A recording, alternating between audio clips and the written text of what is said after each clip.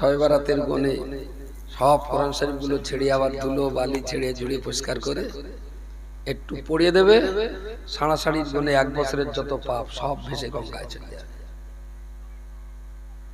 এ কি মুসলমানের চিন্তা? কোরআন কি শাবান মাসের জন্য নাজিল হয়েছে?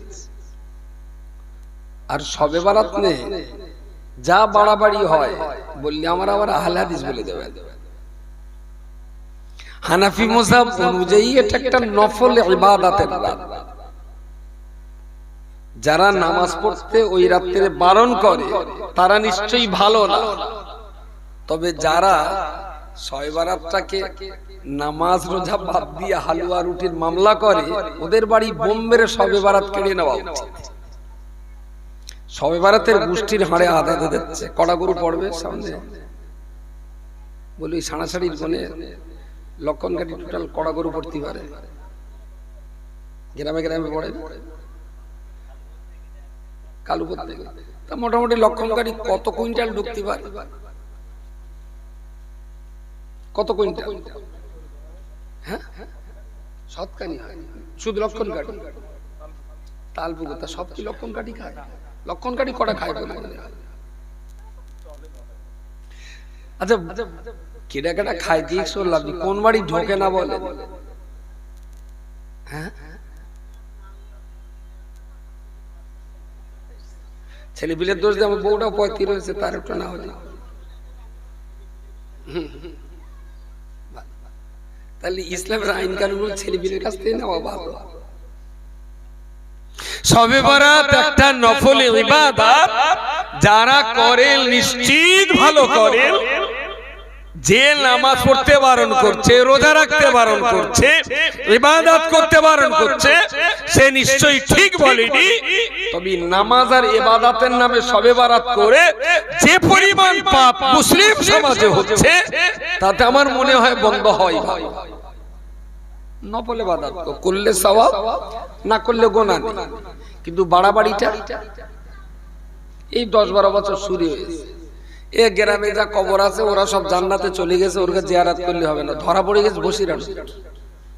একটা ইঞ্জিনম্যান কর, চল সবাই মিলে হুজুরি কবরে কাটবেন, বেচারা বাম্পানে আটকে গেছে, ঠেলে পার করতে আসে। ওর বাপের কবরে শেয়াল ঠ্যাং তুলে মুতিয়ে দিচ্ছে, ওর জিয়ারত করার টাইম নাই।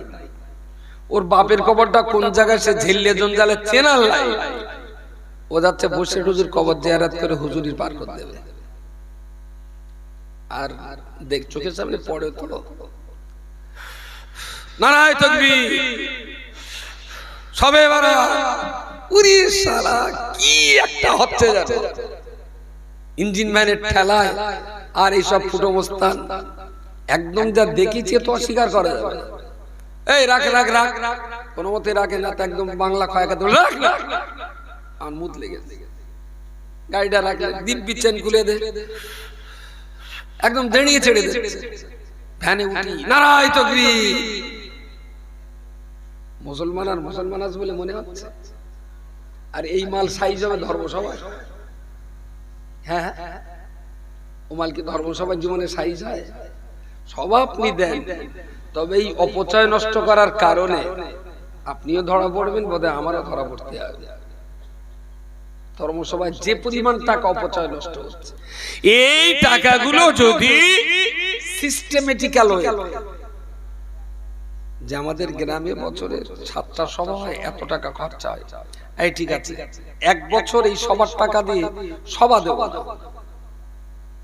পাড়ায় পাড়ায় মানুষকে আমরা দিনের চেতনা ফেরাবার জন্য চেষ্টা করব। চলো, একদিন বাপের মিটিং হবে, একদিন মার মিটিং হোক, একদিন বুড়োদের মিটিং হোক, এবং মানুষের বারান্দায় বারান্দায় পড়াশোনা হোক।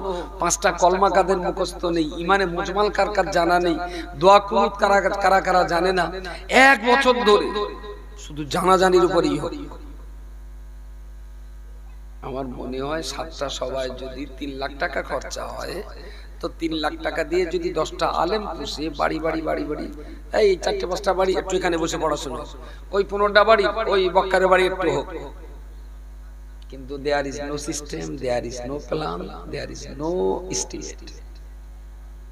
সভা দিতে হবে, নামাজি মুসল্লিদের নিয়ে চিন্তা নেই, মসজিদ মার্বেল টালি আর মোজাইক করার জন্য মাথা ব্যস্ত। ঈদের নামাজে রাতে হেতু পড়তে পারে না, কিন্তু 12,000 টাকার জামা পরে ঈদগাহে যায়। এরা গরু জবাই করতে পারে না, কিন্তু খাবারের কোষ প্রচন্ড হারে গেলে। এরা আলেম ওলামাদের অসম্ভব রকমের সম্মান করে, কিন্তু আলেম ওলামাদের কথাগুলো কিছু বোঝে কিছু বোঝে না, যতটুকু বোঝে সেটাও কাজে লাগায় না।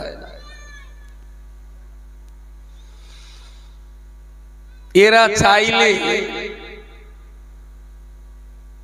প্রচুর টাকা দিয়ে কোরআন কিনে বিভিন্ন মসজিদে মাদ্রাসায় দান করে দেবে, কিন্তু নিজে কোরআন পড়বে না। তার মানে চারিদিক দিয়ে যদি হিসাব করে দেখা যায়, তাহলে একটাই দোষ হলো এরা ইসলামটা ঠিক বোঝে না। ঠিকঠাক যদি বোঝানো যায় তাহলে এই জাতি ফিরবে। আর ইসলাম বোঝার ব্যাপারে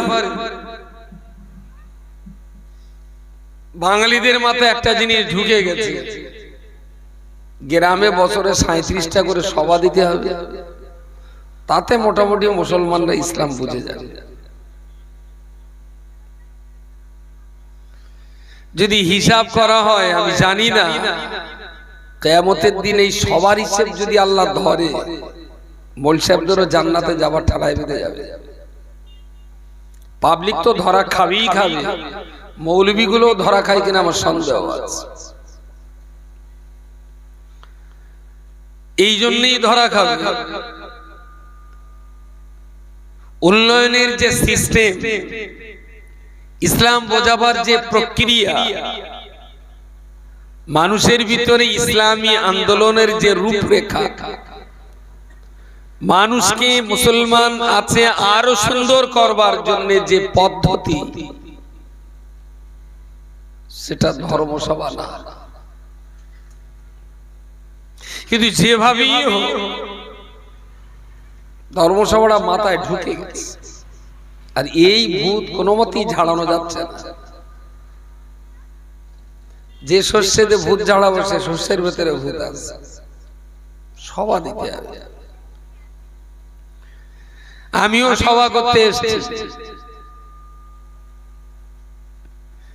কিন্তু আপনি এটাও মনে রাখুন, ধর্মসভা একদিন খুব জরুরি ছিল, খুব জরুরি ছিল। যেদিন মানুষ জানতো না যে নামাজ 5 ওয়াক্ত ফরজ, ধর্মসভাটা একদিন খুব জরুরি ছিল। যেদিন মানুষ মোটেই বুঝতো না যে শিরক কি জিনিস, ধর্মসভাটার একদিন অনেক প্রয়োজন ছিল। যেদিন মানুষের কাছে ইসলামের বার্তা ছিল না। কিন্তু আজকে কিন্তু যথেষ্ট পরিমাণ, যে কোনো একটা চার দোকানে বসে আপনি একটু বলবেন যে হাবিল তোর বউডার পরপর 3 তালাক দিয়ে ফেলেছে, কি করা যায় বলেন দেখি।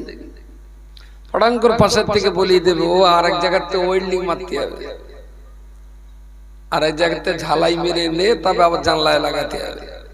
তাই ও বউ হাবিলির জন্য বলেন বলেন কি, আর যদি ওয়েল্ডিং না মারে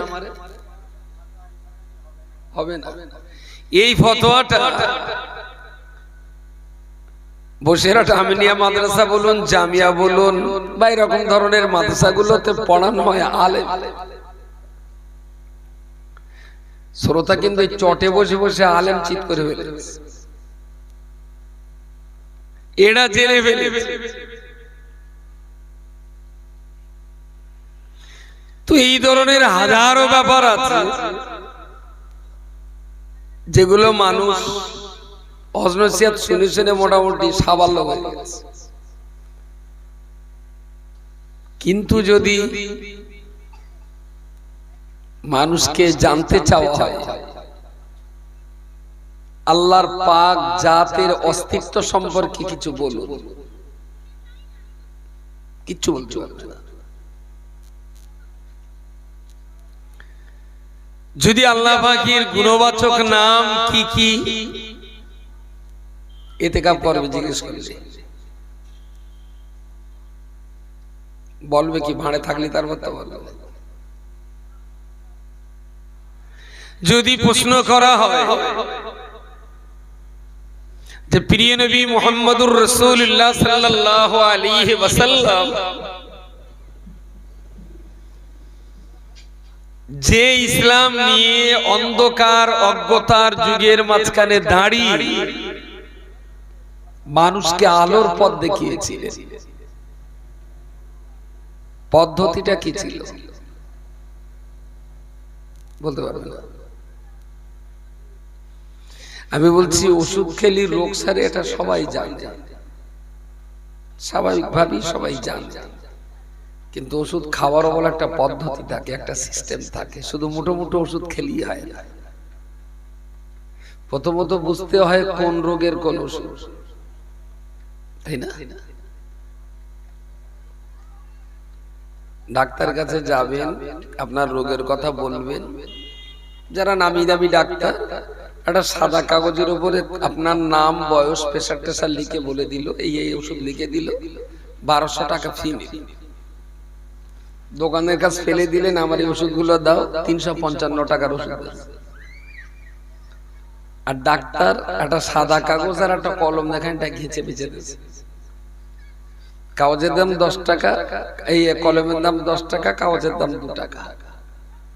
ওই 12 টাকায় আপনার কাছ থেকে ঝেড়ে নিলে আর ওষুধের দাম কি? চুলকুনিতে গেলেন ডাক্তারের কাছে, এমনি ওষুধের দোকানে গিয়ে যেখান যে ওষুধ আছে 300, কে বলবে আমার 355 টাকার ওষুধ দাও? কি ওষুধ? আমার ধর্মসভায় বসে ওই বুঝটা কোনোদিন হয় না। তা তোমরা এইটা বুঝবা কবে? ধর্মসভায় বসে তো ওই বুঝটা হবে না। ওর জন্য সিস্টেমেটিক্যাল লিগ্যাল পদ্ধতিতে সাধনা করতে হয়, চেষ্টা করতে হয়, গবেষণা করতে হয়, বুঝবার চেষ্টা করতে হয়, পড়াশোনা করতে হয়, ভালো একজন গুরু ধরতে হয়, একজনের কাছে প্রতিদিন পড়তে হয়। একজন এসে পড়াবে আলিফ বে, আরেকজন এসে বলবে তেসে, আরেকজন এসে বলবে জিম হয়ে, তারপর আরেকজন পড়াবে দাল জাল। জীবনে পড়া, জীবনে একই মাস্টার প্রতিদিন পড়াবে, তবে পড়া হবে। আরে ধর্মসভায় যা হচ্ছে কেলোর কীর্তি হচ্ছে। এ শ্রোতার পড়া কোন জায়গায় ছিল কোনো বক্তা জিজ্ঞেস করে, দুমধাম চালিয়ে দিল, রজব আলী সাহেব চালিয়ে চলে গেল। আর রজব আলী যে কি পড়িয়ে গেছে আমি তো শুনতে, ও হয়তো হিন্দি পড়ে গেছে, আমি আবার ইংরেজি পড়াচ্ছি। এবার আমার ভাষা সাহিবুদ্দিন এসে সে আবার মালিবাড়ি পড়াবে। শ্রোতা কিন্তু যেখানে থাকার সেখানেই থেকে যাবে, 1 ইঞ্চি এগোবে না। আসলে এই জন্যই বললাম, বাঙালি ইসলাম যদি বুঝতে, তাহলে কিন্তু জাতির এই দুর্গম পরিস্থিতি থাকতো না। কোরআনের একাধিক জায়গায় আল্লাহ বলেছেন, যালিকুম খায়রুল লাকুম ইন কুনতুম তা'লামুন, যদি তোমরা বুঝদার হও তাহলে আমার কোরআন তোমাদের জন্য খুব উপকারী, কোরআন তোমাদের জন্য খুব কল্যাণকর, যদি তোমরা বুঝদার হও। একদম হামাগুড়ি দেবে একটা বাচ্চা, হামাগুড়ি দেয় 7-8 মাস বয়স নাকি, ওরকম। ওর হাতে যদি একটা লজেন দেন আর একটা 500 টাকার নোট ধরেন, কোনটা নেবে? কি নেবে? টাকা নেবে না? আপনার ছেলে তো এত হুঁশ। আসলে লজেন গালি দিলে মিষ্টি লাগে, কিন্তু টাকা দোকানে নিয়ে গেলে ওই রকম মিষ্টি লজেন যে 500 মিলবে, এইটা এখন ওর জানাবো, এইটা এখনো সে জানে না। তবে যেদিন জানবে সেদিন আর লজেন নেবে না, টাকাই। আমি এখনো যা দেখতে পাচ্ছি, পার্টি টাকা নেয় না, লজেন টানাটানি করে। মুসলিম কমিউনিটির যে আম শ্রোতা আছে এরা টাকা চেনে না, লজেন্স চেনে। আর যতদিন টাকা না চিনবে ততদিন উন্নতিও। প্রিয় নবী মুহাম্মদুর রাসূলুল্লাহ সাল্লাল্লাহু আলাইহি ওয়াসাল্লাম ইসলামের সর্বশেষ নবী, তিনি তো বলেছেন লা নবিয়্যা বা'দি, আমার পরে আসমানের নিচে জমিনের উপরে আর কোন নবী আসবেন না। পৃথিবীর প্রথম নবী আদম আলাইহিস সালাম, সর্বশেষ নবী মুহাম্মদুর রাসূলুল্লাহ সাল্লাল্লাহু আলাইহি ওয়াসাল্লাম, মাঝখানে লক্ষাধিক নবী তারা গুজরে গেছে। প্রত্যেকটা নবী এবং রাসূলদিগের এটাই তো দায়িত্ব ছিল, মানুষ যখন বিপদগামী হয়ে যাবে ওদের সুপথ দেখাতে হবে, মানুষ যখন জাহান্নামের পথে চলে যাবে ওদের জান্নাতের রাস্তা দেখাতে হবে, মানুষ যখন বেহুশের মতো কাজ করবে ওদের তখন হুঁশ বুদ্ধির পরিচয় ঘটাতে হবে। ও বান্দা মনে রাখুন, আল্লাহ পাকের নবী রাসূলগণ পৃথিবীতে অন্য কোন দায়িত্ব প্রাপ্ত হন নাই, আল্লাহর পক্ষ থেকে তারা একটাই দায়িত্ব প্রাপ্ত, আমি আল্লাহ যে পদ্ধতি বলে দেব আমার দেওয়া পদ্ধতি অনুযায়ী দেশের জনগণকে সুপথগামী করতে হবে। প্রত্যেকটা নবী এই কাজ করে গেছে, সুপথগামী মানুষ যেন বিপদগামী না হয়। যুগ পাল্টেছে, সিস্টেমও পাল্টে গেছে, যুগ পাল্টাচ্ছে, পদ্ধতিও পাল্টাতে হবে। এই ওয়াজ দাদা হুজুর কাবলা রাহমাহুল্লাহ, আল্লাহ তাকে জান্নাতুল ফেরদাউসের উচ্চ মাকাম দান করুন, তিনি কিন্তু এই ওয়াজের প্রচলন করেছিলেন। এবং আমি যতটা পড়াশোনা করেছি, দুনিয়া সম্পর্কে বোঝবার চেষ্টা করেছি, তাতে এই ধরনের সভা বাংলা ভাষী মানুষ ছাড়া পৃথিবীর অন্য ভাষার ভিতরে নেই।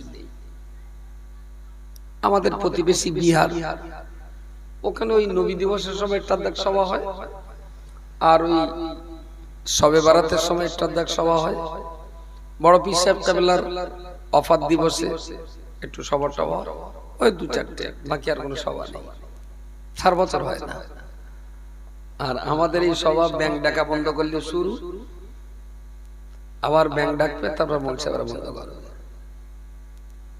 ব্যাংক ডাকা বুঝতে পারেন, বর্ষাকাল সেই যে শুরু হলো আশ্বিন মাসে, মুদাম চলবে একদম পুরো বৈশাখ মাস, জ্যৈষ্ঠ মাস, আষাঢ় মাসে কেউ 2-4টে সভা নষ্ট হবে, তারপর গিয়ে লজ্জা হবে, তারপর সভা বন্ধ। তারপরে 2-4টে সবাইকে ফিরে আসতে হবে, বিশাল বৃষ্টি, তারপর তুমি একটু জির গেলাম, একটু ব্যাংক ডাকবে, তুমি একটু ডাকা কম করো। আষাঢ়, শ্রাবণ, ভাদ্র, এই 3টে মাস ব্যাংক ডাকবে, মৌলভী সাহেব জির গেলাম, আশ্বিন মাস থেকে আবার মৌলভী সাহেবদের ডাক শুরু। এই জলসাটা দাদা হুজুরকে বলে এমন করেন, আসলে মানুষ ইসলাম বোঝে না, জানে না বলে উনি আলেমদের দিয়ে দেশ দেশান্তরে রাজ্যের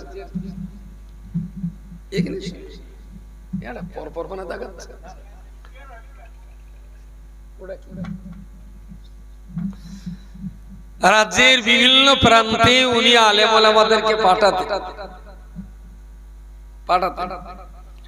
ওখানে ওখানকার লোকজন খুব অজ্ঞ, ওরা এখনো মা মনসার ঢালা ঢালা দেয়, ওরা ঠিক কলমা কালাম জানে না।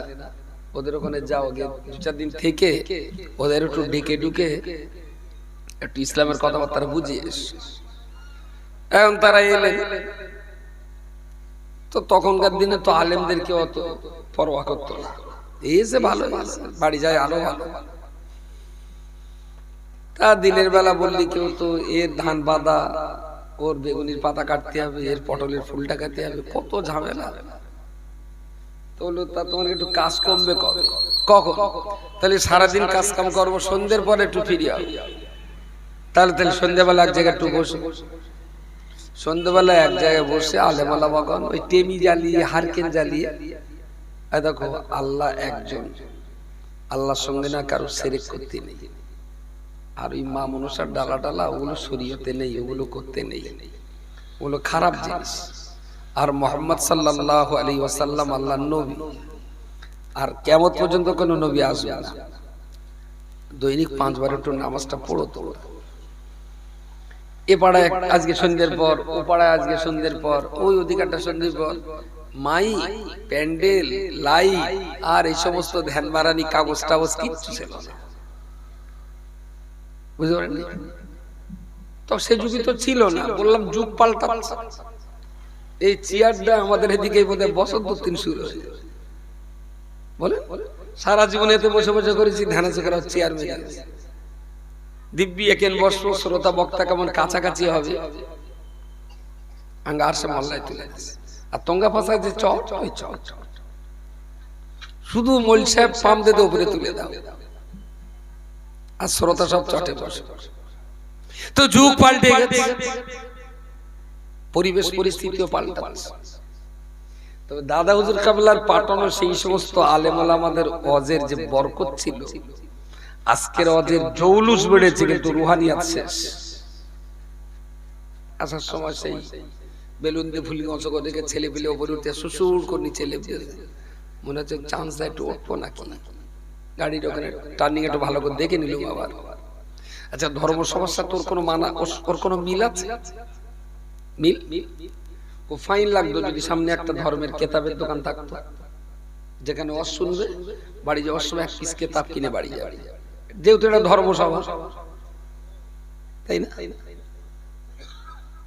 কিন্তু ধর্মসভায় কোনো কেতাবের সঙ্গে আর ধর্মসভার কোনো সম্পর্ক যদি কেউ ভুল করে একটা দোকান ওখানে দেয়, তা ফুসকার দোকানে যা বেচা কেনা হবে ওই দোকানে তার হ্যাঁ হবে না। তার মানে বই বেশি বিক্রি হবে, বলে ফুসকা খাবি না, লোকে সব ছেড়ে চলে বই কেন?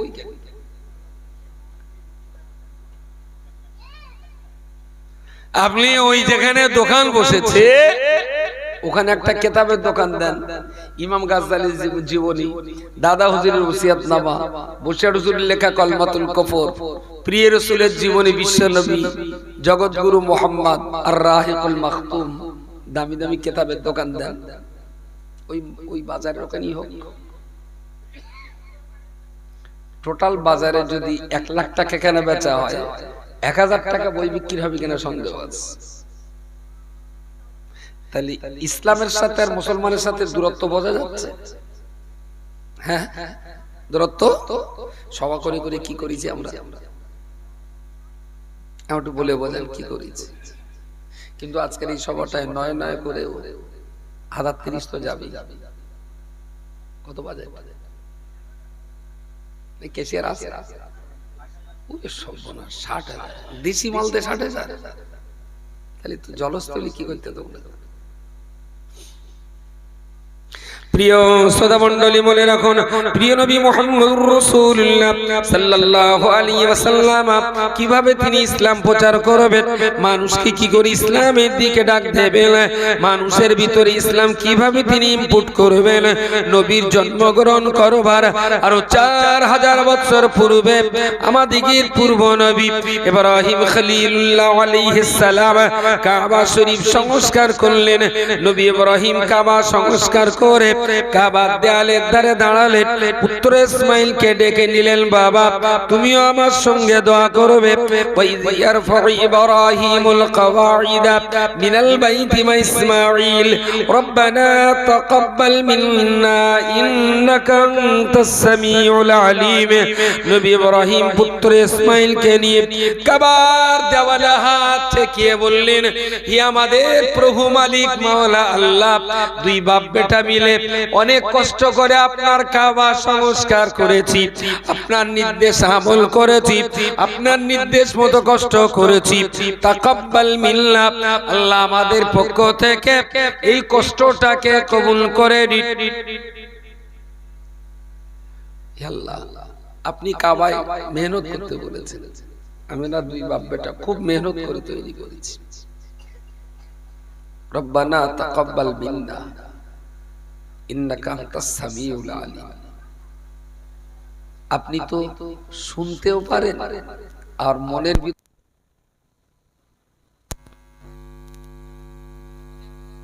এটা আপনি শুনছেন, আবার আমার মনের ভিতরে যে কি ইচ্ছা শক্তি কাজ করছে সেটাও তো আপনি জানেন।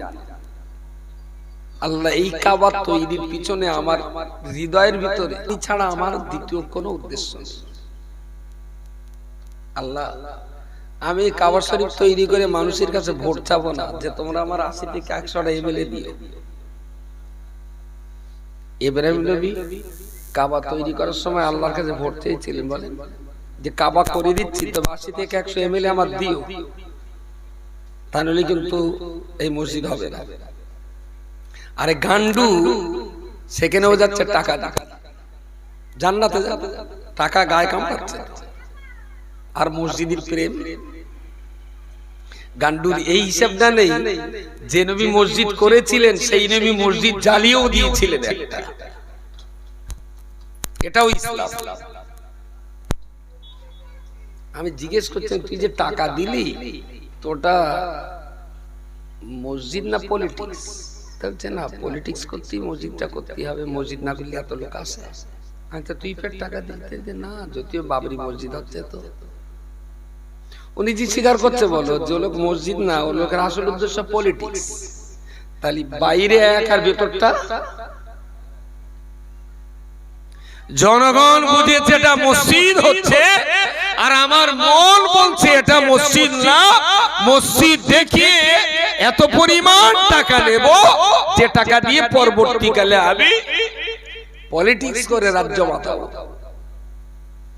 ইব্রাহিম নবীর অন্তরে এরকম কোনো ভেজাল চিন্তা ভাবনা, শুধু বলতে পারতেন তাকাব্বাল মিন্না, আল্লাহ আপনি কবুল করুন। সঙ্গে জুড়ে দিলেন ইন্নাকা আনতাস সামিউল আলিম, আল্লাহ আপনি সামিউন, আপনি সর্বশ্রোতা, আলিমুন, আপনি সবকিছু জানতা। আমি যে দোয়া চাচ্ছি এটা আপনি শুনছেন, আর আমার অন্তরে অন্য কোনো চিন্তা আছে কিনা সেটা তো আপনি জানছেন। আমার অন্তরে আর কোনো চিন্তা নেই, একটাই চিন্তা আপনার হুকুমকে তাবিল করা। জোরে সোরে বলুন সুবহানাল্লাহ, সুবহানাল্লাহ। আল্লাহ আপনি কবুল করুন। আপনি যদি কবুল না করেন তাহলে আমার এই কষ্ট মাঠে মারা যাবে।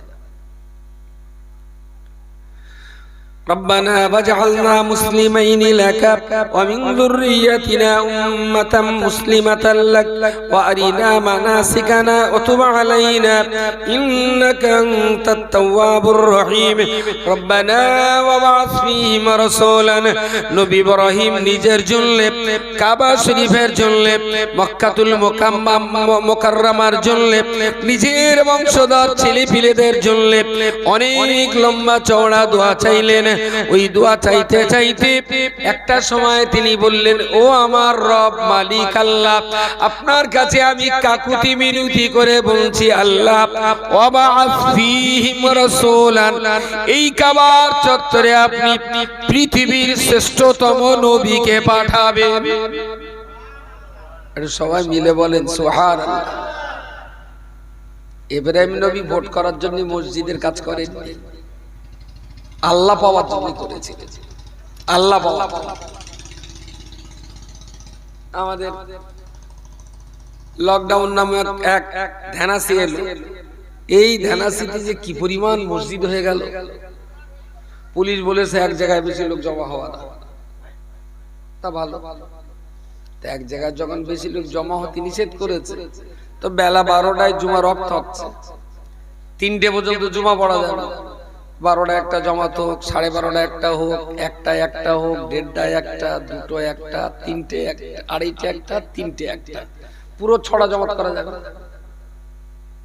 মসজিদে ঘোষণা করে দিল মসজিদ তো 200 লোক হয়, এত লোক এক জায়গায় হলে পুলিশ বলছে করোনা বাড়বে, রাষ্ট্রীয় আইন আবার মানতেও হবে। এক কাজ করো, তোমরা এই পাড়ার 30 জন 12টায় পড়ে যাও, আমরা ওই পাড়ার 50 জন 40 জন 30 জন আছি, আমরা 12:30টায় পড়ে। তোমরা এই পাড়ায় একজন আছো, এই পাড়ায় যা 22 জন আছো, তোমরা 22 জন আবার 1টায় পড়ে।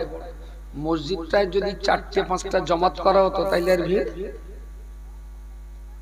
বেশি ভিড় হওয়ার, ফাঁকা ফাঁকা দাঁড়াবো মসজিদে। পুলিশ যখন বলছে, আইন যখন হয়েছে, আবার হয়তো আবার কি হবেন, কেস টেস নানান দাল ঝামেলা তাড়া খাড়া, তাই হোক না। যার উপরে মসজিদি সেক্রেটারির কমিটির ডাক টাকছিল, বলে এই পুলিশ বলেছে তখন জাম করা যাবে না, আমার উঠোনে একটু নামাজ পড়। নামাজ পড়তে পড়তে পরে গিয়ে মসজিদ হয়ে গেল 17টা লোকলে জামে মসজিদ।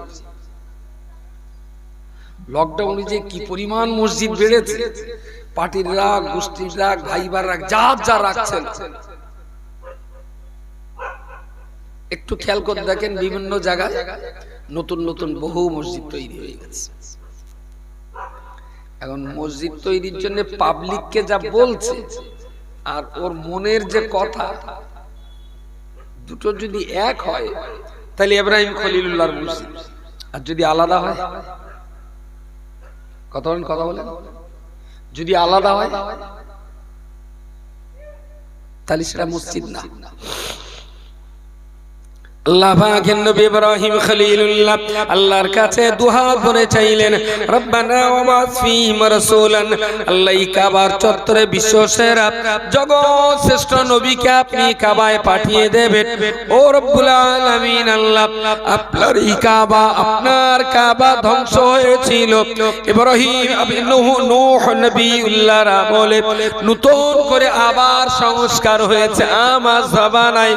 ও রব্বুল আলামিন, আল্লাহ এখান থেকে কিয়ামত পর্যন্ত যেন এই কাবা আর কখনো যেন ধ্বংস না হয়, তার জন্য জগৎ শ্রেষ্ঠ নবীকে এখানে পাঠাবেন। কাবা ধ্বংস হয়েছিল কেন?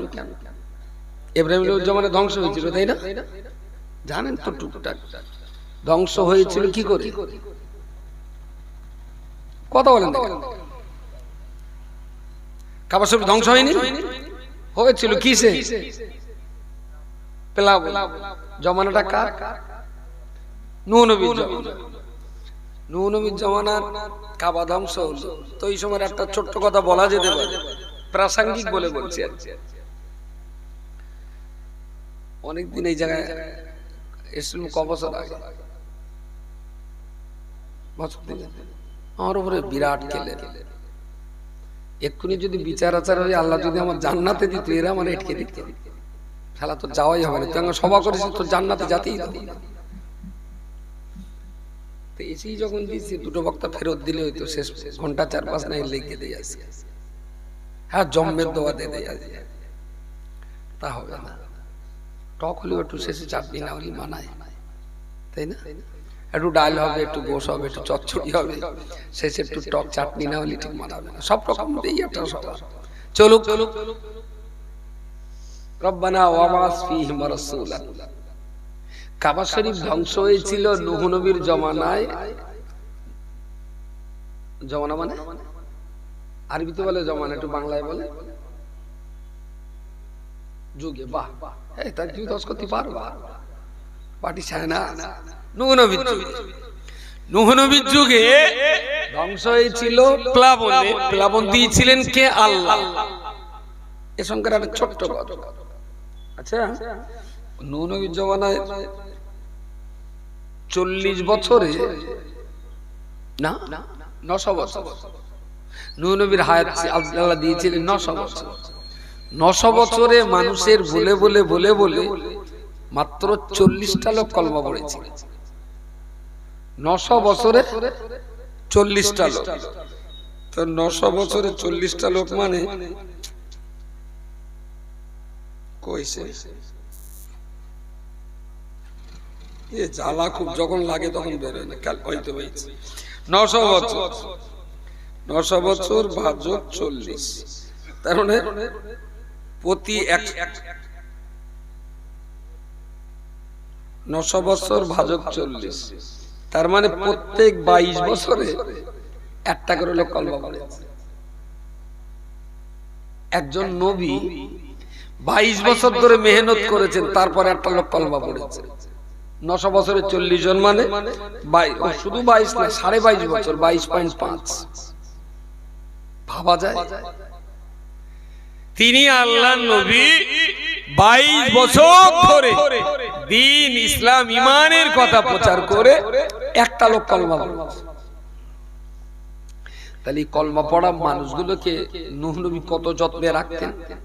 একেতে পুকুরি মাছ হচ্ছে না, তাতে যদি একটা দেখাবার খাড়া ভাঙাতে পেছন দিয়ে পালায়, খুব যত্ন করে রেখেন, যে কটা হয়েছে এই কটা যেন আর ফিরে না যায়। খুব যত্নে তাদেরকে দিনের ব্যাপারে সজাগ রাখতেন। তার ভিতরে একটা বুড়িও ছিলেন। এখন বুড়ির কাছে উনি গল্প করে রেখেছেন, দেখো এত বলা বলি, এরা কলমা পড়ে না, এরা মানুষ হয় না, এরা সেই শয়তানি করছে, কাবার ভিতরে জেনাও করছে। কাবার ভিতরে ওদের ওদের বুদ্ধি ছিল এইরকম, হাটে কাটে মাঠে জেনা করলি কোনো, আর কাবা তো আল্লাহর রহমতের জায়গা, ওর ভেতরে জেনা করলে কোনো পাপ তো হবেই না। আর যদি ওখান থেকে কলা গাছের তেড়ে একটা লওয়া যায় তাহলে খুব বরকতপূর্ণ তেড়ে হবে।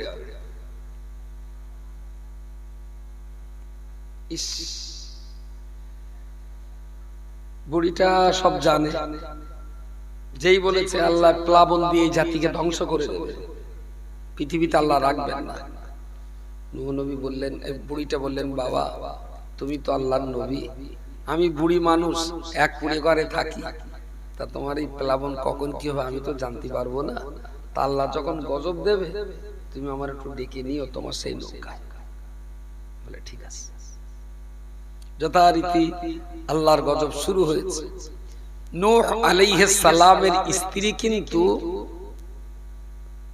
ইসলামের কলমা পড়েননি, ওনার পুত্র কি নাম, কলমা পড়েনি। তো বিবি রুটি তৈরি করছেন, চুলোয় আগুন জ্বলছে, হঠাৎ করে দেখা গেল চুলোর ভেতর আগুন বেরোনো যেমন তেমন পানি বার হচ্ছে, তো চুলোর ভিতর দিয়ে পানি মারছে। নূহ নবীর স্ত্রী ডাকলেন নূহ নবীকে, দেখতে দেখতেই দেখা গেল বিভিন্ন জায়গা থেকে মাটি ফেটে পানি বেরোচ্ছে, ওদিকে আকাশ থেকে এদিকে মাটির তলাতে। নূহ নবী বুঝলেন যে আমাকে আল্লাহ নৌকা করতে বলেছিলেন প্লাবনে, আমার গুটি কতক যারা কলমা পড়েছে তাদের নিয়ে আমার নিরাপত্তা দিতে হবে, নিশ্চয়ই আল্লাহর সেই গজব শুরু হয়ে গেছে। আল্লাহ নৌকা করতে বলেছিলেন, তার মানে প্লাবনের পূর্বাভাস। যথারীতি তিনি ঘোষণা করলেন, সব লোকজন নৌকায় উঠলো, নৌকা ভেসে গেল। নূহ নবীর কিস্তি, সে বুড়ির কথা নূহ নবীর আর মনে নেই। 40 দিন পর্যন্ত সেই কিস্তি পৃথিবীর বিভিন্ন জায়গায় ঘুরে বেড়ালো, ভাসতে ভাসতে যেখানে যাবে গোটা দুনিয়া প্লাবিত। তো তামাম দুনিয়া শেষ হয়ে গেল, ডুবে সব ধ্বংস হয়ে গেল। একটা টাইমে প্লাবনের পানি কমে গেল, নূহ নবীর কিস্তি মাটিতে ঠেকলো। আবার নবী নূহ আলাইহিস সালাম বসবাস শুরু করলেন। ঘুরতে ঘুরতে সেই বুড়ির সঙ্গে দেখা, সেই বুড়ি এখনো মরেনি। বুড়ি বলতে, বাবা তোমার সে প্লাবন কবে হবে? তাহলে তো চাচি মাসে তো হয়ে গেছে, তাহলে তো হয়ে গেছে, তাহলে তো আমি তো বুঝলাম না। তুমি কোথায় ছিলে বুড়ি মা? তাহলে আমি যে ঘরে ছিলাম সেখানেই ছিল, আমি দোকান থেকে নড়িনি তো। বলছে তাই? আল্লাহ তো তামাম দুনিয়াতে প্লাবন দিয়েছেন, আল্লাহর কাবা পর্যন্ত ধূলিসাৎ। আসলে ওই বুড়িমার প্লাবন তামাম দুনিয়া জুড়ে হয়েছিল, কিন্তু বুড়ি থাকার পরিমাণ মতো এরিয়াতে আল্লাহ প্লাবনের পানি ঢুকতে বারণ করে দিয়েছিলেন। জোরে বলুন সুবহানাল্লাহ। বুড়ি প্লাবনের কিছু বুঝতে পারি, ঘরে থেকেছে, খেয়েছে, ঘুম গেছে, কোনো সমস্যা হয়। নূহ নবীর এই প্লাবন যখন বিশ্বকে ডুবিয়ে দিল, বুড়িটাকে বাঁচিয়ে নিলেন আল্লাহ। ইচ্ছা করলে কাবার চারিধারটা কি আল্লাহ পানিকে রুখে দিতে পারতেন না? পারতেন? দেননি কেন? তাড়াতাড়ি বলেন। হ্যাঁ, আচ্ছা, অটল বিহারী বাজপেয়ী না, লাল কৃষ্ণ আদবানি, যোগী আদিত্যনাথ, তারপরে ওই বাল ঠাকরে, এরা সবাই মিলে বলো বাবরি মসজিদটা ভেঙেছে। RSS, শিবসেনা, বিশ্ব হিন্দু পরিষদ, বজরঙ্গ দলের সবাই মিলে ভেঙেছে। আমরা এখনো বলছি যারা বাবরি মসজিদ ভেঙেছে আল্লাহ যেন তাদের ক্ষমা না করে আর ওদের শাস্তি হোক, এটা আমরা এখনো চাই। বাবরি মসজিদের দাম বেশি না কাবার দাম বেশি? তাহলে যারা বাবরি ভেঙেছে তাদের যদি শাস্তি হয় যে কাবা ভেঙেছে, নূহ নবীর প্লাবনে কাবা তো আল্লাহ ভেঙেছে, কেরা ভেঙেছে? নূহ নবীর প্লাবন কে দিয়েছে? সেই প্লাবনের স্রোতেই তো কাবার পাথর, কোথাকার দেয়ালের পাথর কোথায় চলে গেছে। তাহলে এরা ভাঙলি দোষ, আল্লাহ ভাঙলি দোষ নিয়ে আর এরা ভাঙলি দোষ। প্রিয় শ্রোতা মণ্ডলী, মনে রাখুন, আসলে এরা বাবরি ভেঙেছে আল্লাহর মসজিদকে অবজ্ঞা করার জন্য। আল্লাহ পাক কাবা ধ্বংস করেছিলেন, আল্লাহ তার কাবার ইজ্জত রক্ষা করার জন্য। এদের বাবরি ধ্বংস ছিল আল্লাহর মসজিদকে অবজ্ঞা করা, আর আল্লাহর কাবা ধ্বংস ছিল কাবার ইজ্জতকে রক্ষা করা। ওই কাবায় তওয়াফ হতো না, ওই কাবায় নামাজ পড়তো না, ওই কাবায় আল্লাহর ডাকাডাকি হতো না, ওই কাবায় জিকির আজগার হতো না, বরং কাবার ভিতরে তারা জেনা ব্যভিচার করত, কাবার ভিতরে বসে মদ পান করবে, আল্লাহর কাবার ভিতরে তারা পাপের কাজ করবে। আল্লাহ পাক রব্বুল আলামিন তাই তো তিনি দেখলেন এই কাবা যদি এখন টিকে থাকে আমার কাবা বেইজ্জতি হবে। যতদিন দুনিয়াতে কাবার সম্মান করার মানুষ তৈরি না হবে ততদিন এই কাবা পৃথিবীতে রাখা যাবে না। আল্লাহ কিন্তু কাবা এই জন্যই ধ্বংস করেছিলেন যে কাবা থাকলে বেইজ্জতি হচ্ছে, এখন ভেঙে দেই। যদি কোনোদিন কাবার সম্মান করার মানুষ আবার তৈরি হয় সেই দিন আবার কাবা হবে। ঠিক এই কথার উপরে ভিত্তি করে আমি কি বলতে পারি,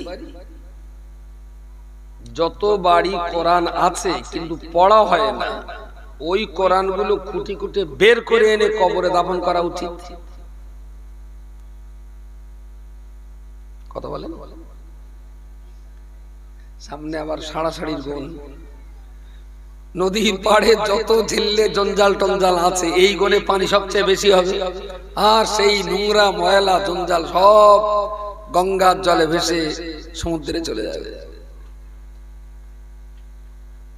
শবে বরাতের গনে সব কোরআন শরীফ গুলো ছেড়ে আবার ধুলো বালি ছেড়ে ঝুড়িয়ে পরিষ্কার করে একটু পড়িয়ে দেবে, সাড়াসাড়ির গনে 1 বছরের যত পাপ সব ভেসে গঙ্গায় চলে যাবে। এ কি মুসলমানের চিন্তা? কোরআন কি শাবান মাসের জন্য নাজিল হয়েছে? আর শবে বরাত নে যা বাড়াবাড়ি হয় বললে আমার আবার আহলে হাদিস বলে দেবে। হানাফি মাযহাব অনুযায়ী এটা একটা নফল ইবাদতের রাত। যারা নামাজ পড়তে ওই রাতে বারণ করে তারা নিশ্চয়ই ভালো না, তবে যারা শবে বরাতটাকে নামাজ রোজা বাদ দিয়ে হালুয়া রুটির মামলা করে ওদের বাড়ি বোম মেরে শবে বরাত কেড়ে নেওয়া উচিত। শবে বরাতের গোষ্ঠীর হাড়ে আদায় দিচ্ছে, কড়া গরু পড়বে সামনে, বলি সাড়াসাড়ির গনে লক্ষণ গাড়ি টোটাল কড়া গরু পড়তে পারে, গ্রামে গ্রামে পড়ে কালুপুর থেকে, তা মোটামুটি লক্ষণ গাড়ি কত কুইন্টাল ঢুকতে পারে? কত কুইন্টাল? হ্যাঁ, সৎকানি শুধু লক্ষণ গাড়ি তালপুকুর, তা সব কি লক্ষণ গাড়ি খায়? লক্ষণ গাড়ি কটা খায় বলে মনে হয়? আচ্ছা, কেডা কেডা খায় দিয়ে শুনলাম, কোন বাড়ি ঢোকে না বলে? হ্যাঁ, ছেলে বিলের দোষ দিয়ে আমার বউটা 35 হয়েছে, তার একটু না হলে। তাহলে ইসলামের আইন কানুন ছেলে বিলের কাছ থেকে নেওয়া ভালো। শবে বরাত একটা নফল ইবাদত, যারা করে নিশ্চিত ভালো করে। যে নামাজ পড়তে বারণ করছে, রোজা রাখতে বারণ করছে, ইবাদত করতে বারণ করছে, সে নিশ্চয়ই ঠিক বলেনি। তবে নামাজ আর ইবাদতের নামে শবে বরাত করে যে পরিমাণ পাপ মুসলিম সমাজে হচ্ছে তাতে আমার মনে হয় বন্ধ হয়। নফল ইবাদত করলে সওয়াব, না করলে গুনাহ নেই। কিন্তু বাড়াবাড়িটা এই 10-12 বছর শুরু হয়েছে। এ গ্রামে যা কবর আছে ওরা সব জান্নাতে চলে গেছে, ওরকে জিয়ারত করলে হবে না, ধরা পড়ে গেছে বসিরহাট। একটা ইঞ্জিনম্যান কর, চল সবাই মিলে হুজুরি কবর কেটে বেচারা বাম্পানে আটকে গেছে, ঠেলে পার করতে আসে। ওর বাপের কবরে শেয়াল ঠ্যাং তুলে মুতিয়ে দিচ্ছে, ওর জিয়ারত করার টাইম নাই। ওর বাপের কবরটা কোন জায়গায় সে ঝেললে জঞ্জালে চেনার লাই, ও যাচ্ছে বসে হুজুর কবর জিয়ারত করে হুজুরির পার করে দেবে। আর দেখ চোখের সামনে পড়ে তো নারায়ে তাকবীর, সবে বারাত। উরি শালা কি একটা হচ্ছে জানো, ইঞ্জিন ম্যানের ঠেলায় আর এইসব ফুটো মস্তান একদম যা দেখিছে তো অস্বীকার করে যাবে। এই রাখ রাখ রাখ, কোনো মতে রাখে না, তো একদম বাংলা খয়াকে তো রাখ রাখ, আর মুদ লেগেছে। গাড়িটা রাখলে দিব্যি চেন খুলে দে, একদম দাঁড়িয়ে ছেড়ে দে, ভ্যানে উঠি নারায়ে তাকবীর। মুসলমান আর মুসলমান আছে বলে মনে হচ্ছে, আর এই মাল সাইজ হবে ধর্মসভায়। হ্যাঁ হ্যাঁ, ও মাল কি ধর্মসভার জীবনে সাইজ হয়? সব আপনি দেন, তবে এই অপচয় নষ্ট করার কারণে আপনিও ধরা পড়বেন, বোধহয় আমারও ধরা পড়তে হবে। ধর্মসভায় যে পরিমাণ টাকা অপচয় নষ্ট হচ্ছে, এই টাকাগুলো যদি সিস্টেমেটিক্যাল হয়ে, যে আমাদের গ্রামে বছরের 7টা সভা হয়, এত টাকা খরচা হয়, এই ঠিক আছে, এক বছর এই সবার টাকা দিয়ে সভা দেব, পাড়ায় পাড়ায় মানুষকে আমরা দিনের চেতনা ফেরাবার জন্য চেষ্টা করব। চলো একদিন বাপের মিটিং হবে, একদিন মার মিটিং হোক, একদিন বুড়োদের মিটিং হোক, এবং মানুষের বারান্দায় বারান্দায় পড়াশোনা হোক।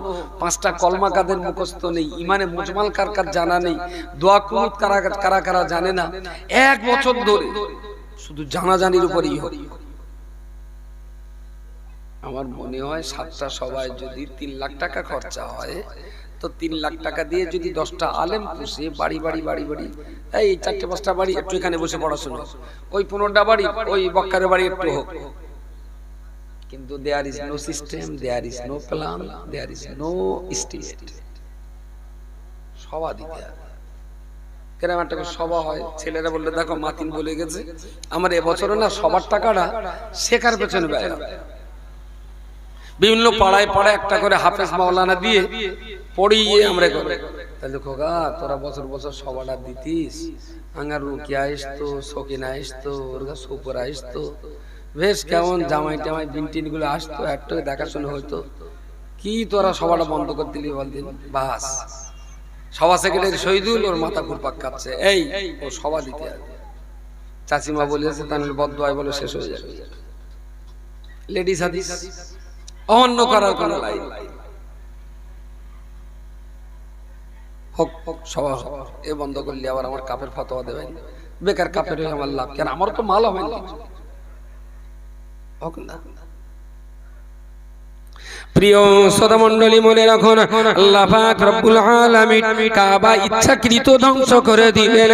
কাবার ইজ্জত বাঁচানোর জন্য, কাবার সম্মান বাঁচানোর জন্য ওই মাঝখানে কয়েক হাজার বছর কেটে গেল, দুনিয়াতে কোনো কাবা ছিল না, কেবালা বলে কিছু ছিল না। ওই মাঝখানে যত নবী দুনিয়াতে এসেছিলেন, আল্লাহ পাকের কাবা তাদের চোখে দেখা হয়নি। বহুকাল পেরিয়ে যাওয়ার পরেতে আল্লাহ পাক যখন দেখলেন আমার কাবার সম্মানের বাজার তৈরি হয়েছে, আমার কাবার ইজ্জত দেওয়ার সময় হয়ে গেছে, ঠিক সেই রকম সময়েতে ইব্রাহিম খলিলুল্লাহ দাঁড়াতে আল্লাহ পাক সেই একই ভিটের উপরে কাবা বানিয়ে নিলেন।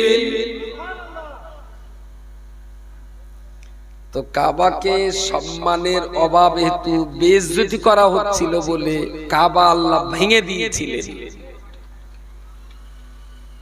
যে সমস্ত বাড়িতে কোরআন আছে, পড়ার লোক নেই, ধুলো বালি যেটি সারপোকা তেলাপোকা বেড়াচ্ছে, ও কোরআনগুলোকে যদি বের করে এনে মাটিতে দাফন করে দেওয়া হয়, মনে হয় কাবার মতন কোরআনগুলোর ইজ্জত বাঁচে।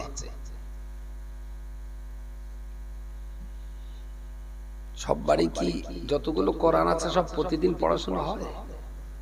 হ্যাঁ প্রতিদিন। পড়াশোনা হয় না। আচ্ছা, সব বাড়ি যা মোবাইল আছে কি প্রতিদিন চলে টলে বলে মনে হয়? হ্যাঁ, তার মানে 1 ঘন্টা যদি ওর গায়ে হাত না দেওয়া হয়, তা মনে হয় যেন বউটা তালাক হয়ে যায় কি কি জানি, শিগগির মোবাইলটা হাতে দেয়। যদি বউ তালাক হয়ে যায় বলা যায় না। হ্যাঁ,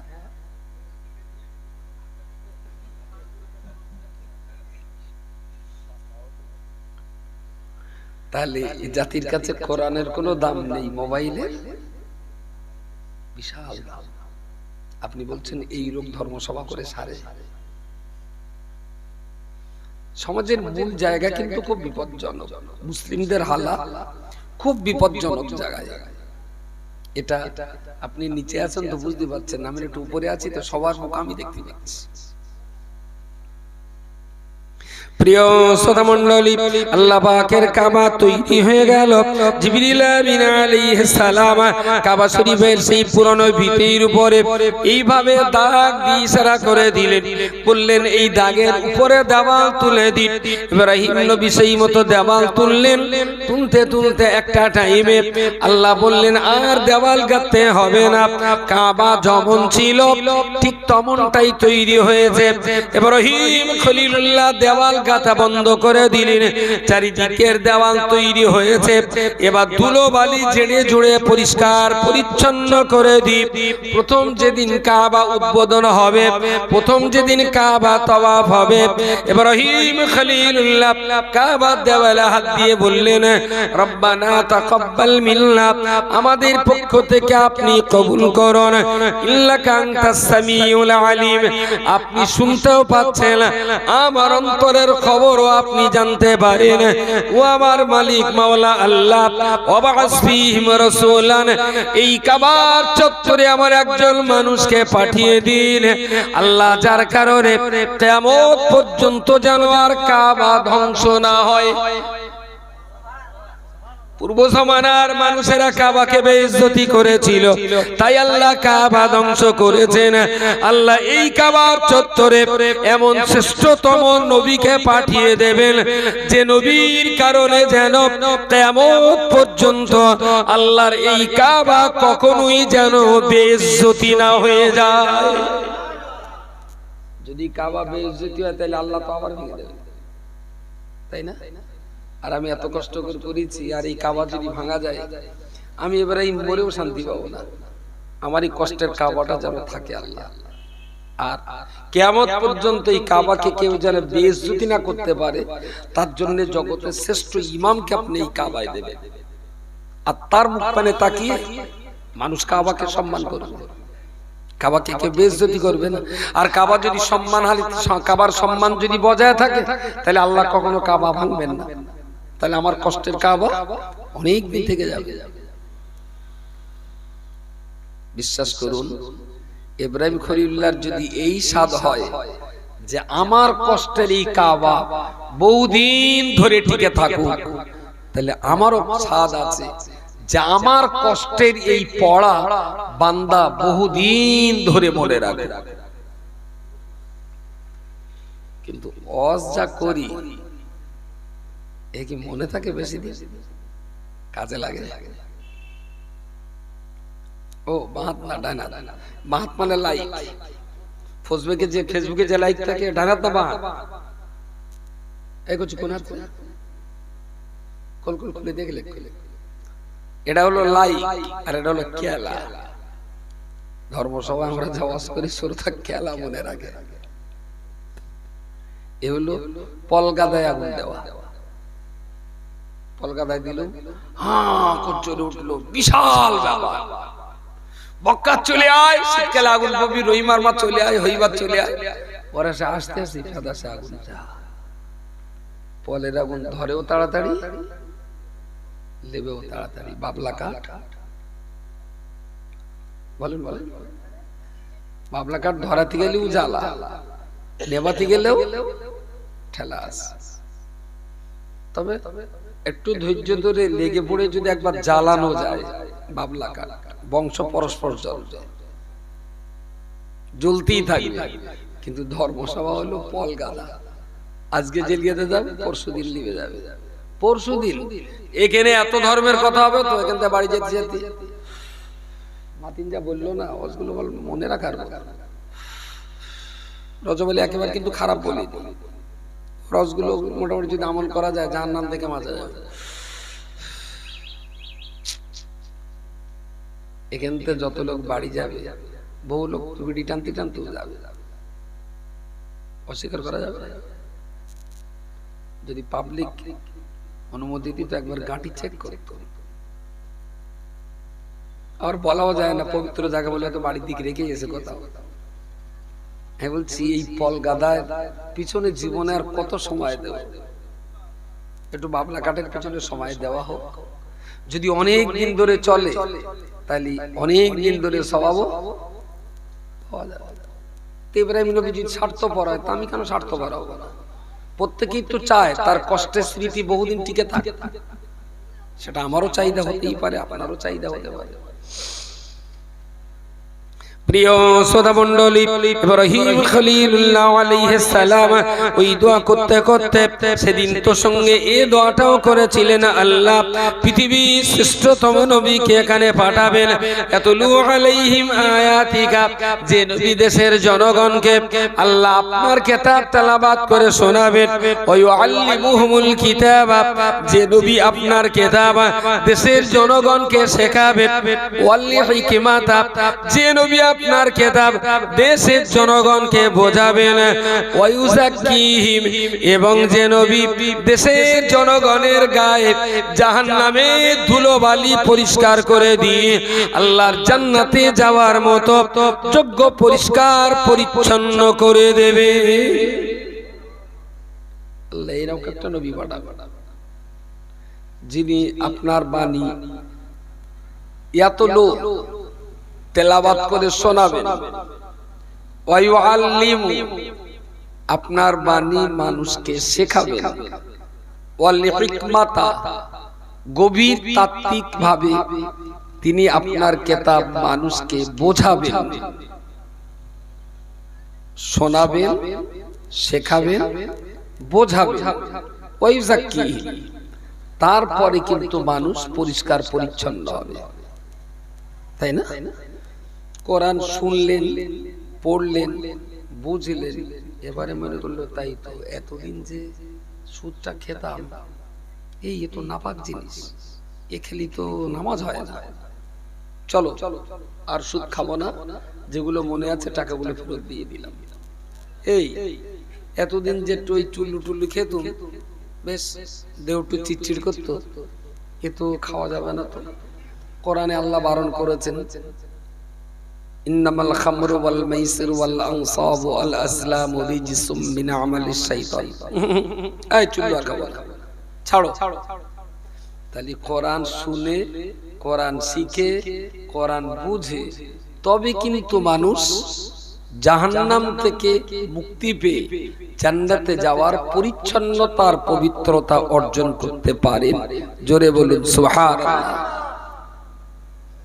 তাহলে কোরআন শোনাটা ফার্স্ট স্টেজ, কোরআন শোনাটা প্রথম স্টেজ, সেকেন্ড স্টেজ বলে পড়া শেখা, থার্ড স্টেজ বোঝা। তাহলে এই যে শোনাচ্ছি আমরা কোরআন, এ তো 100 বছর ধরে শুনেই যাচ্ছে, শিখবেন কবে? পদ্ধতিটাকে আপনার তো গুরুত্ব দিতেই হবে, আপনি তো পদ্ধতির বাইরে যাবেন না। খেবলা জাল ফেললি মাছ হয় সবাই জানে, এরম জাল এরম মুঠো মেঁধে ধরে এই ছুঁড়ে দিল, ওই পুকুরের মাঝখানে গিয়ে ছবাত করে এক জায়গায় পড়ে টানলি মাছ উঠবে। ও কড়ি আঙুলি জুড়োটা জুড়তে হবে, তারপরে এত বড় কে গুটিয়ে গুটিয়ে গুটিয়ে গুটিয়ে নে, এরম থাকবো। এরম সময় 3 ভাগের 1 ভাগ কেউ নই, আর 2 ভাগ 2 হাত, তাই না? এরম ফাঁক করলে বেশ একটা বপানা দেখা, বপানা হয় না? এইবারে পেছন দিয়ে ঝুল মেরে এইবার ফেলতে হবে, তা গোল হয়ে পড়বে, তবে তো মাছ ওঠে। জাল থাকলেই বলো মাছ ওঠে না, জাল পুকুরি ফেললি মাছ ওঠে না। সিস্টেম ঘূর্ণিপাত এলো মাঠে, এখন আপনি ঘূর্ণি পেতেছেন আর আপনার ওরকম একটা রাগ ছিল, আলির ধারে আপনার ঘূর্ণি আছে, তাই তাকে সে রশিদ কেউ তো নেই, তা ঘূর্ণিটা ধরে একটু গানি 2 আঙুল ওচো ছেড়ে দিল। কত নামাজ পড়বে?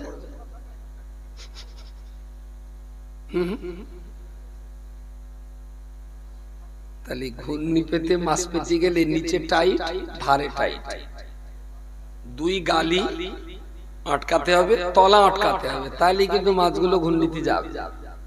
তলা ফাঁকা থাকলে সাইকেল আপনি যাবেন বসিরহাটে, ভালোই যাচ্ছেন, সাইকেলের গতি তো প্রায় 20 স্পিড হবে, আপনি যাচ্ছেন, হঠাৎ করে খটাং করে একটা খটাং না কুটুস করে একটা শব্দ হলো, পেটেল হদ্দ আপ ঘুরতেছে, শালা গাড়ি আরে হচ্ছে না, পেটেল ঘুরতেছে, চেনের দিকে তাকিয়ে দেখুন পেছনের পেনিয়ারটাও ঘুরছে, সামনের বড়টাও ঘুরতেছে, শালা গাড়ি গড়াচ্ছে না, কি হয়েছে?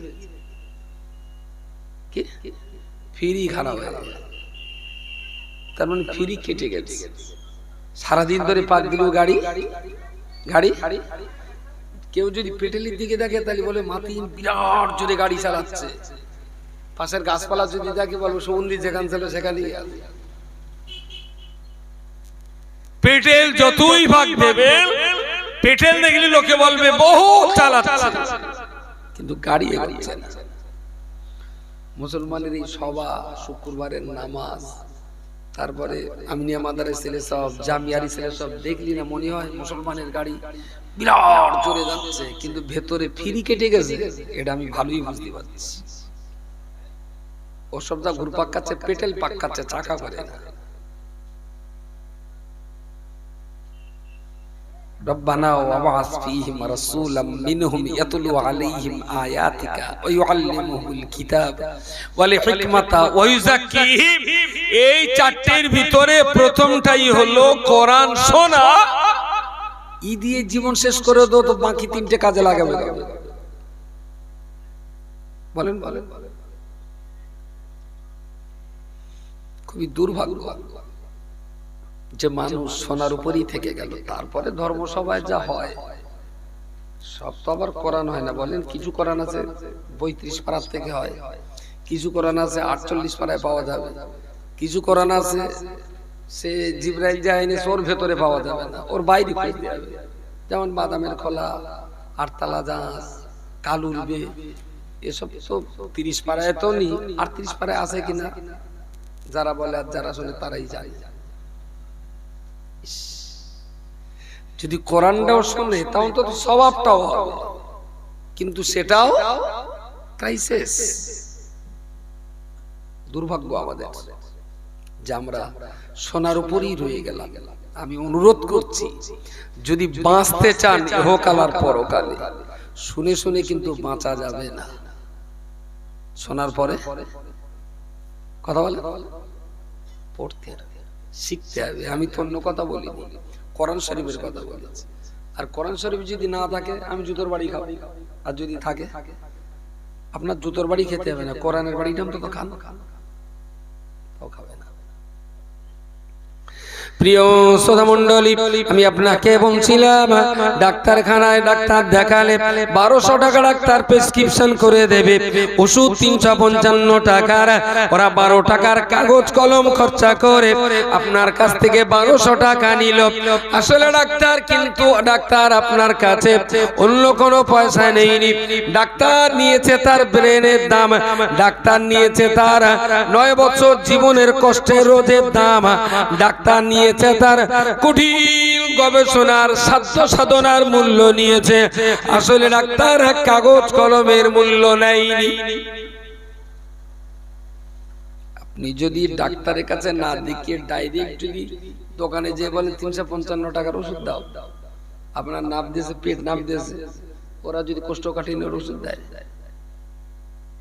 বলেন বলেন, আপনি মদ দিল গেলে 355 টাকার ওষুধ দাও দিন, ওরা একটা ওষুধ দিলে সেটা ডেলিভারি ওষুধ, কোনো অ্যাকশন হবে আপনার দিয়ে?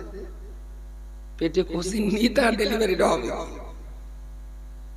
সুতরাং পদ্ধতি মেনটেনেন্স করেই আপনাকে চিকিৎসা করতে হবে, তবে আপনি সব ধর্ম করতে গেলে না এখানে পদ্ধতি আছে, আপনাকে পদ্ধতি মেইনটেনেন্স করেই কিন্তু ধর্ম করতে হবে, তাহলে আপনি ভালো ধর্ম। আর যদি ধর্ম মেইনটেনেন্স না করেন পেটেল ঘুরবে, চাকা ঘুরবে না, পেটেল ঘুরবে, পথে ঘুরবে। প্রিয় শ্রোতা মণ্ডলী, প্রিয় নবী মুহাম্মদুর রাসূলুল্লাহ সাল্লাল্লাহু আলাইহি ওয়াসাল্লাম কিভাবে তিনি ইসলামের খেদমত করেছিলেন। অন্ধকার অজ্ঞতার যুগের মাঝখানে, যে যুগে কোনো ভদ্রতা ছিল না, যে যুগে কোনো আদর্শ ছিল না, যে যুগে কোনো নীতি নৈতিকতা ছিল না, সত্যবাদী বলা মানুষের সংখ্যা পাওয়া যেত না, মদ জুয়া ঘুষ জেনার বহুল প্রচলন ছিল, খুন খারাপি রক্তারক্তি আর দাঙ্গার কোনো কিনারা ছিল না। এত ঘোর অন্ধকার যুগের মাঝখানে আমার আপনার নবী মুহাম্মদুর রাসূলুল্লাহকে আল্লাহ পাঠালেন, সঙ্গে এটাও আল্লাহ বলে দিলেন, বাল্লিগ মা উনজিলা ইলাইকা মির রাব্বিকা, ও নবী মুহাম্মদ আমি আল্লাহ আপনাকে বলছি বাল্লিগ, পৌঁছে দিন, মা উনজিলা ইলাইকা, যা আপনার কাছে আমার পক্ষ থেকে নাজিল হয়েছে। আল্লাহর পক্ষ থেকে কি নাজিল হয়েছে? কোরআন নাজিল। আল্লাহ বললেন বাল্লিগ, পৌঁছে দিন, মা উনজিলা ইলাইকা মির রাব্বিক, আপনার প্রভুর পক্ষ থেকে যা আপনার কাছে নাজিল হয়েছে, অবতীর্ণ হয়েছে, তা আপনি মানুষের কাছে পৌঁছে দিন। ফাইল্লাম তাফআল, যদি এই পৌঁছে দেওয়া কাজটা আপনি না করেন, ফামা বাল্লাগাতা রিসালাতা, তাহলে কিন্তু আপনার নবুয়ত সঠিক হলো না। কত মারাত্মক কথা, ফামা বাল্লাগাতা রিসালাতা, আপনি আপনার নবুয়তের দায়িত্ব পালন করলেন না। নবী তো এসেছিলেন শুধু নবুয়তের দায়িত্ব পালন করার জন্য। তার মানে এই কথাটাই প্রমাণ করে কোরআন মানুষের কাছে পৌঁছে দেওয়া, শিখিয়ে দেওয়া, বুঝিয়ে দেওয়া, এটাই ছিল নবুয়তের জীবনের সবচেয়ে বড় কাজ। সে কাজ তিনি করেছেন বলেই তিনি সফল হয়েছেন। এবার একটু ছেড়ে যান, ওদের আবার ব্যথা উঠেছে, একটু ডেলিভারি করে দেয়, না করলে আবার কতক্ষণ কাটাবেন তুই তার ঠিক নেই। আসসালামু আলাইকুম। হ্যাঁ বলেন ভাই। আমি লক্ষণ কাটি না রে, ছাড় জবাই হয়ে গেছে, ঠ্যাং ছুটতেছে, যাচ্ছে। জয় করার পরে ওটা লাভালাভি করে গরু খালি সাহেব বলেন, কই সে সাইফুদ্দিন ভাই, কই সাইফুদ্দিন? উনি আসেন, আমার যদি দোয়া করেন আর সবাই একটু ভাবেন, অজ হোক, বিশ্বাস করুন আমি অজের বিরোধী না, অজ হোক